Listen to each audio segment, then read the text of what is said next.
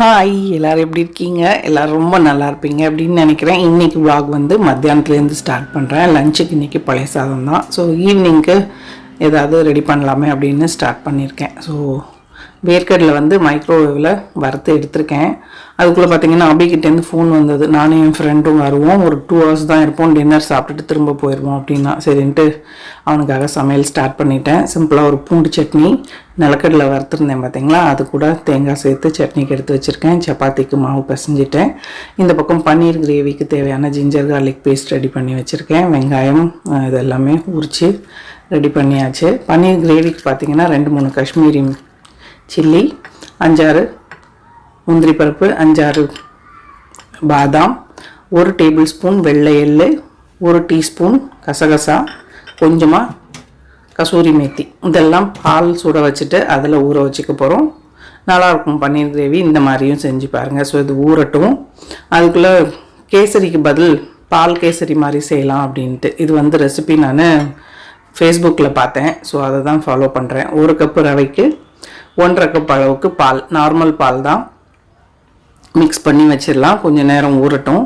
ஊறணுன்னு கூட கிடையாது, நீங்கள் மிக்ஸ் பண்ணிவிட்டு அப்படியே கூட செய்ய ஸ்டார்ட் பண்ணலாம். நான் வந்து சரி கொஞ்சம் ஊறட்டுமே அப்படின்ட்டு விட்டுருக்கேன். ஸோ மத்தியான நேரம் பார்த்திங்களா பயங்கர சூடு. ப்ரிப்பெல்லாம் பண்ணிவிட்டு குளிச்சுட்டு வந்து பாக்கி சமையல் பண்ணலான்னு பிளான் பண்ணியிருக்கேன். அதனால் காய் கட் பண்ணுற வேலையெல்லாம் முதல்லே செஞ்சுட்டேன். ஸோ இப்போ 1 கப்பு ரவைக்கு 4 கப் அளவுக்கு தண்ணி, 1 கப்பு சர்க்கரை. இது வந்து ஜஸ்ட்டு நம்ம பாகெல்லாம் காய்ச்ச வேண்டாம், சர்க்கரை நல்லா கொதிக்கிற அளவுக்கு இது பண்ணிவிட்டு வடிகட்டி எடுத்துக்கலாம். ஸோ அந்த வேலையெல்லாம் முடிச்சுட்டு குளிச்சுட்டு வந்துட்டேன் நான். இப்போ பார்த்திங்கன்னா அந்த சர்க்கரை பாகிலேயே நம்ம ஏலக்காய் அப்புறம் குங்குமப்பூ எல்லாம் சேர்க்கலாம். சர்க்கரையில் வந்து எறும்பு இருந்தனால நான் அப்புறமா சேர்த்துக்கலான்னு விட்டுட்டேன். ஸோ இப்போது ஒரு பேனில் 4 டேபிள் ஸ்பூன் அளவுக்கு நெய். ஸோ இதில் நம்ம ஊற வச்சு வச்சுருந்தோம் பார்த்திங்களா ரவை, இதை சேர்த்து நல்லா கிண்டிகிட்டே இருக்கணும். ப்ரௌன் ஆகிற அளவுக்கு கிட்டத்தட்ட ஒரு 20 நிமிஷத்துக்கு மேலே ஆகுது. நடுவில் கொஞ்சம் நிறுத்தலாம், பட் சிம்மில் வச்சுட்டு இந்த மாதிரி கிளறிட்டே இருக்கணும். இப்படி இருக்கிறது பார்த்திங்கன்னா லாஸ்ட்டில் நல்லா ப்ரௌன் ஆகி மணலாக வரும். நமக்கு மைசூர் பாக்கு டெக்ஸ்சர் வரும் பார்த்திங்களா, அந்த மாதிரி ஆகிடும் வறுபடுறதுல. ஸோ கைக்கு தான் கொஞ்சம் வேலை. அந்த அளவுக்கு இதை நடுவில் விடாமல் கிளறிட்டே இருக்கணும். டேஸ்ட்டு சூப்பராக இருந்தது. சர்க்கரை வந்து 1 கப்பு தான், ரொம்ப ஜாஸ்தியாலாம் இல்லாமல் நல்லா இருந்தது. ஸோ பாருங்கள் நடுவில் இது பண்ணிகிட்ருக்கேன், இன்னும் சர்க்கரை கரையலை. ஸோ அது கரையிற அளவுக்கு கலக்கிக்கலாம். எறும்பு இருந்தனால தான் நான் அதில் ஏலக்காவும் இதுவும் போடலை. நீங்கள் வந்து அதிலே போட்டு கொதிக்க வச்சு ஊற்றிக்கலாம். இப்போ நல்லா தலைன்னு கொதிச்சிருச்சு, ஆஃப் பண்ணிடலாம்.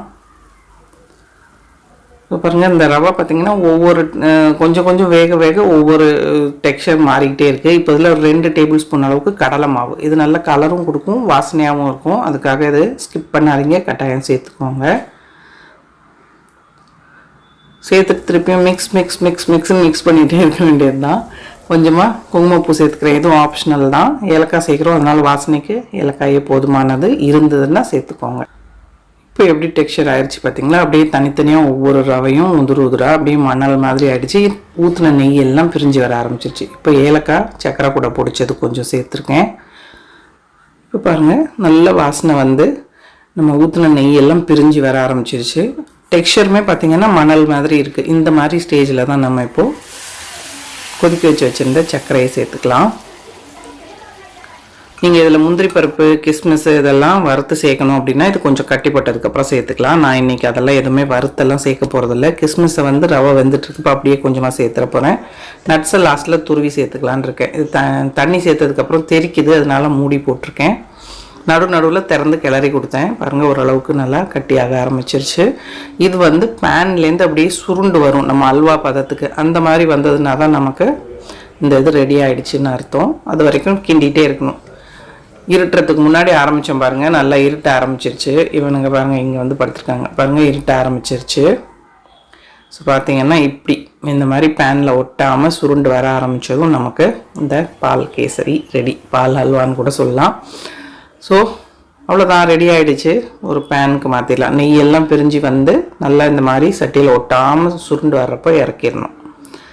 நல்லா கம்மன்னு சூப்பராக ரெடி ஆகிடுச்சு. இந்த நட்ஸ் கட் பண்ணுறது நான் இப்போ தான் மீஷோவில் வாங்கினேன். மீஷோவில் கொஞ்சம் நெக் பீஸ் எல்லாம் வாங்கியிருக்கேன், அதெல்லாம் தனி வீடியோவாக ஒன்று போடுறேன் உங்களுக்கு.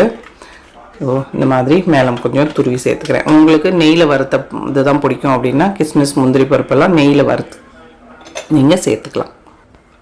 ஸோ பன்னீர் கிரேவிக்கு தக்காளி அரைக்க வேண்டியிருந்தது, அதை அரைச்சி வச்சுட்டேன். அடுத்து நம்ம ஊற வச்சுருந்தோம் இல்லையா முந்திரி பருப்பு பாதாம் எல்லாம், அதையுமே கூட அரைச்சி எடுத்துக்கிறேன்.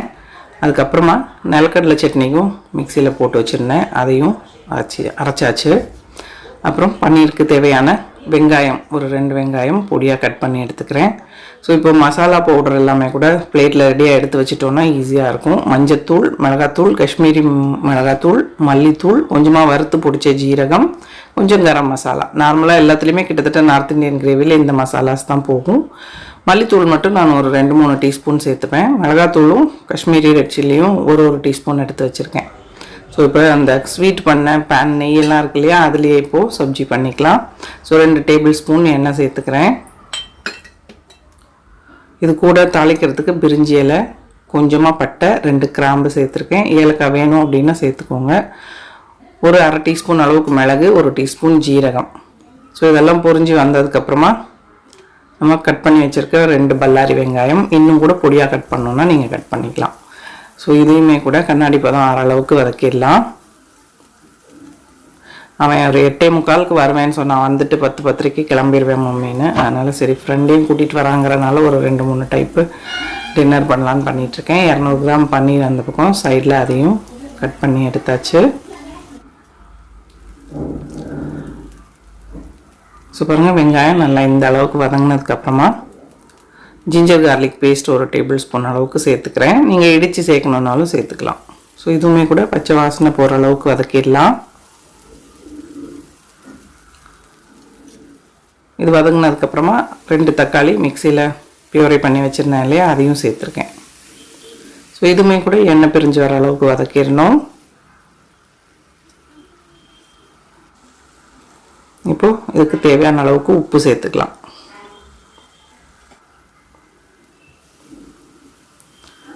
நல்லா மிக்ஸ் பண்ணிவிட்டு இது வதங்கினதுக்கப்புறமா தான் நம்ம எடுத்து வச்சுருக்க இந்த மசாலா தூள்லாம் சேர்த்துக்கணும். பெப்பர் பொடியும் கொஞ்சம் சேர்த்துருக்கேன், அதை சொல்ல மறந்துட்டேன் இல்லையா, ஒரு அரை teaspoon pepper powder. Kasuri methi வந்து நம்ம ஏற்கனவே அந்த மசாலாவில் அரைச்சிட்டோம், அதனால் தனியாக சேர்க்க வேண்டாம். மல்லி இலை கூட நீங்கள் அந்த மசாலா அரைக்கிறப்ப கொஞ்சம் சேர்த்துக்கலாம், நான் மறந்துட்டேன். ஸோ நம்ம அரைச்சி வச்சுருந்தோம் இல்லையா பாதாம் முந்திரி பருப்பு பேஸ்ட்டு, அந்த இதை இதில் இப்போ சேர்த்துட்டு நல்லா திரும்பியும் ஒரு தடவை வதக்கிடலாம். எல்லாமே கிரேவி பண்ணுறதுல பார்த்திங்கன்னா மசாலா வதக்கிறதுல தான் டேஸ்ட்டே இருக்குது. அதனால் நல்லா பச்சை வாசனை இல்லாமல் வதக்கிக்கணும். பாருங்கள் எண்ணெய் பிரிஞ்சு வர அளவுக்கு வதக்கிட்டேன். இப்போது 1 டேபிள் ஸ்பூன் அளவுக்கு பட்டர் சேர்த்துருக்கேன். இது வந்து கிரேவி ரிச்சாக இருக்கும், நம்ம க்ரீம் எல்லாம் சேர்க்க போகிறதில்ல, அதனால் பட்டர் சேர்த்துக்கோங்க. நல்லா கலந்து விட்டதுக்கப்புறமா 1 கப்பு பட்டாணி சேர்த்துருக்கேன். இது ஏற்கனவே ஃப்ரோசன் பீஸ் தான், அதனால் வேக வைக்க வேண்டாம். நீங்கள் ஃப்ரெஷ்ஷாக சேர்க்குறதா இருந்தால் வேக வச்சு சேர்த்துக்கோங்க. கூடவே நம்ம கட் பண்ணி வச்சுருந்த பன்னீரையும் சேர்த்துட்டு நல்லா மசாலாலாம் கூட்டார மாதிரி ஒரு தடவை கலந்து கொடுத்துக்கலாம். இது கூட இப்போது தண்ணி நமக்கு எவ்வளோ தேவையோ அந்த அளவுக்கு பார்த்துட்டு சேர்த்துக்கலாம். கிரேவி வந்து ரொம்ப தண்ணியாக இல்லாமல் ஓரளவுக்கு ரெஸ்டாரண்ட்லாம் கொடுக்குற அளவுக்கு திக்காக இருக்கணும். நம்ம கொஞ்சம் கொதிக்க வைக்கிறதுல வேறு கம்மியாகும், அதனால் பார்த்துட்டு அதுக்கு ஏற்ற மாதிரி தண்ணி சேர்த்துக்கோங்க. உப்பு எல்லாம் செக் பண்ணிவிட்டு தேவைப்பட்டதுன்னா கொஞ்சம் உப்பு சேர்த்துக்கலாம். ஸோ பாருங்கள் நல்லா எண்ணெய் பிரிஞ்சு நமக்கு கிரேவி கமகமன்னு ரெடி ஆகிடுச்சு. 2 பச்சை மிளகாவும் கொஞ்சமாக மல்லி இலையும் கட் பண்ணி சேர்த்துக்கிறேன். இஞ்சி வேணும்னாலும் நீங்கள் நீளமாக ஜூலியன்ஸாக கட் பண்ணி சேர்த்துக்கலாம். ஸோ அவ்வளோதான் பாருங்கள், கிரேவி சூப்பராக ரெடி. ஆஃப் பண்ணிடலாம். கையோட பாத்திரத்தையும் கழுவிடலான் இருக்கேன், ஏன்னா நிறைய பாத்திரம் சேர்ந்துருச்சு. அதனால் அதையும் கடகடன்னு கழுவிட்டு ரொட்டி போட்டு எடுக்க வேண்டியது தான். ஸோ எங்கள் வீட்டில் அந்த அபி ரூமில் கபோர்டு எடுத்தோம் பார்த்தீங்களா, இன்னும் யாரும் கார்பெண்டர் கிடைக்க மாட்டேங்கிறாங்க. 5-6 பேர் வந்து பார்த்துட்டு ஒரே ஒரு கபோர்டு பண்ணணும் அப்படின்னா வேலை கம்மியாக இருக்குதுன்னு சொல்லிட்டு யாரும் வரமாட்டேங்கிறாங்க. சரி நடக்கிறப்ப நடக்கட்டும்ன்ட்டு விட்டுருக்கோம். அதனால தான் பார்த்திங்கன்னா ஹால்லையும் அப்படியே கிடக்கு. இந்த ஃப்ரண்ட் ரூமுமே பார்த்திங்கன்னா ஸ்டோர் ரூம் மாதிரி ஆயிடுச்சு. எப்போ வருவாங்க, எப்போ வேலை நடக்கும்னு தெரியல, பார்ப்போம். ஒரு வேலை இருக்கிறதெல்லாம் யார் செய்வாங்க அப்படின்னு தெரியல. ஸோ சாதமும் கொஞ்சமாக ப்ளெயினாக பாஸ்மதி ரைஸ் வச்சு விட்டுருக்கேன். சட்னி எல்லாம் சர்விங் பவுலுக்கு மாற்றிட்டேன் பாருங்கள். நிலக்கடலை சட்னி, பூண்டு சட்னி, பன்னீர் கிரேவியுமே கூட சர்விங் பவுலுக்கு மாற்றி வச்சுட்டேன். ப்ளெயின் ரைஸ் கொஞ்சமாக வச்சுருக்கேன், தயிர் கூடயும் சாப்பிட்டுக்கலாம், பன்னீர் கிரேவி வச்சும் சாப்பிட்லாம். ஸோ ஃபுல்காக வந்து செய்யலான்ட்டு அதுவும் செய்ய ஆரம்பிச்சிட்டேன். செஞ்சு ஹாட் கேஸில் போட்டு வச்சுட்டோம். அபிட்ட கேட்டேன், நான் சென்ட்ரல் வந்து இறங்கிட்டேன் மம்மி அப்படின்னா. சரி வீட்டுக்கு வர்றதுக்கு ஒரு 45 மினிட்ஸ் ஆகும், அதுக்குள்ளே கடகடன்னு ரொட்டியும் போட்டு வச்சிடலாம் அப்படின்ட்டு அதுவும் போட்டுட்ருக்கேன். ஸோ நீங்களாம் யாராவது திடீர்னு கெஸ்ட் வந்தால் என்ன மெனு பண்ணுவீங்க அப்படின்னு சொல்லுங்கள். ஸோ இந்த டைம் பார்த்து இட்லி தோசை மாவு வேறு காலி ஆகிடுச்சு, அதனால் ஆர்டர் போட்டு தான் வாங்கினேன். உதயம் தோசை மாவு தான் நல்லாயிருக்கு. எனக்கு ஐடி பிடிக்கல, அவங்களுக்கு தோசையும் ஒழுங்காக வர மாட்டேங்குது, இட்லியும் நல்லா இல்லை. முந்திலாம் ஸ்டார்டிங்கில் நல்லாயிருக்கும், இப்போ சுத்தமாக நல்லாவே இல்லை. அதனால் உதயம் வந்து தோசை நல்லா மொறுன்னு சூப்பராக வருது இட்லியை விட. அதனால் வாங்கினா தோசை தான் பண்ணிடுறது. அப்படி வந்துட்டான் போல். கொஞ்சம் நேரம் ஏசி போட்டு உட்காந்துருந்தேன் சப்பாத்தி செஞ்சு முடிச்சுட்டு. ஓடுறத பாருங்கள்.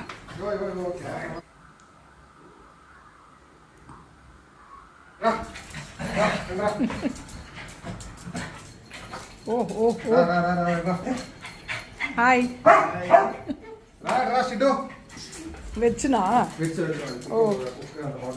ஓ ஓகே போ போ போ அப்படி கூட போ. ரோக ஏசி பாரு வச்சிரு. ரோக ரோக போ ரோக போ. குட் பாய்.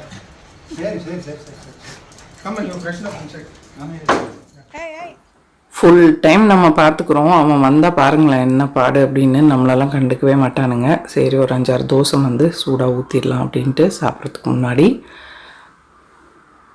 எப்பயுமே ஏதாவது செய்வேன், பிளேட்டிங் பண்ணுறதுக்கு எனக்கு டைமே இருக்காது. வந்ததும் அவங்களுக்கு போட்டு கொடுத்துருவேன். நான் இந்த தடவை பெருசாக பிளேட்டிங் பண்ணல, சரி எனக்கு போட்ட பிளேட்டை மட்டும் வீடியோ எடுத்துக்கலாம் அப்படின்ட்டு லாஸ்ட்டாக எடுத்தேன். ஸோ எல்லோரும் உட்காந்து கதை அடிச்சுட்டு சாப்பிட்டாங்க. ஜென்ஸாக சேர்ந்தாங்கன்னா என்ன பேசுவாங்கன்னு நினைக்கிறீங்க? இப்போ வந்து பாகிஸ்தான் இந்தியா பற்றி தான் பேசிட்டு சாப்பிட்டாங்க. ஸோ ஆஸ் யூஷுவல் தெரிஞ்ச விஷயம் தானே.